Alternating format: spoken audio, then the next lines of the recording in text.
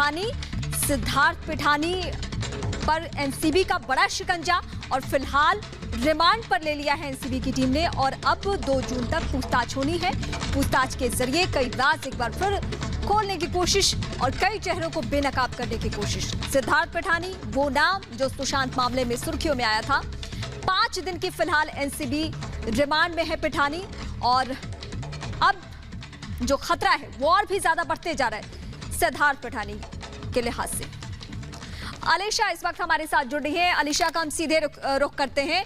अलीशा, 5 दिनों का रिमांड और 5 दिनों के एनसीबी रिमांड पर फिलहाल पूछताछ होनी है। जो पिछली दफा हम लोग बातचीत कर रहे थे कि और भी चेहरे बेनकाब हो सकते हैं, क्योंकि कुछ दिनों से लग रहा था कि एनसीबी ने शायद अब उन लोगों पर कार्रवाई करना बंद कर दिया है। कुछ लोग मायानगरी में निश्चिंत भी हो गए थे, लेकिन अब सबकी नींद एक बार फिर से उड़ेगी।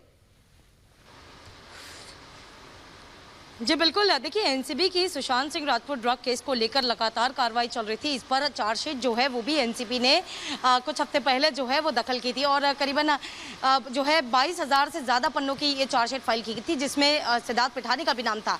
लेकिन एक बड़ी कार्रवाई जहाँ पर अब हम एनसीबी की ओर से देखते आ रहे हैं, क्योंकि कई ऐसे दस्तावेज जो है वो कोर्ट के सामने भी रखे गए। सिद्धार्थ पिठानी जो कि 26 मई को हैदराबाद से उनको अरेस्ट कर लिया गया, वहीं पर ट्रांजिट रिमांड के साथ मुंबई पर लाया गया। मुंबई में लाने के बाद उनको मुंबई के कोर्ट सामने प्रोड्यूस किया गया। उस दौरान कई ऐसी चीजें सामने रखी गई है, जिसमें से सबसे अहम जो सीबीआई की ओर से दी गई थी, जो कॉल रिकॉर्डिंग्स हो या फिर जितने भी मैसेजेस रिकॉर्डिंग हो, जिससे साफ तौर पर रिकॉर्ड से पता चलता है कि सिद्धार्थ पिठानी जो कि एक वेल ऑर्गेनाइज सप्लाई, जो ड्रग सप्लाई, खास तौर पर जो गांजा सप्लाई के जो वेरियस ग्रुप होते हैं, उस ग्रुप में सिद्धार्थ पिठानी का इन्वॉल्वमेंट है।